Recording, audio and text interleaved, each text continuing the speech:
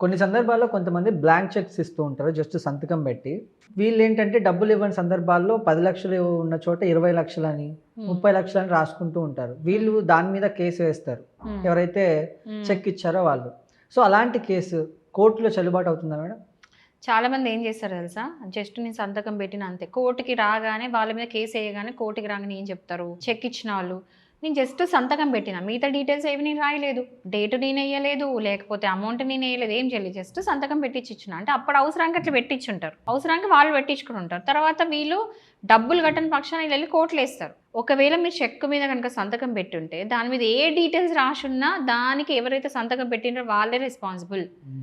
ఏదో నేను పెట్టిన సంతకం నేనేం అసలు రాయలేదు అంటే ఒప్పుకోదు కోర్టు. సో, ఎవరైనా సరే బ్లాంక్ చెక్ మీద సంతకం పెట్టి ఇవ్వద్దు అంటాను అందుకే. ఒకవేళ మీరు ఎలాంటి సిట్యుయేషన్‌లో అంటే మజ్బూరియో లేకపోతే మీకు డబ్బులు అవసరంకో దేనికో పెట్టిస్తే ఇట్లాంటి కాన్సిక్వెన్స్ ఫేస్ చేయాలి. సో, అట్‌లీస్ట్ అమౌంట్ వరకైనా మీరు రాసి ఇవ్వాలి. సో, కోర్ట్ క్లియర్‌గా చెప్పింది.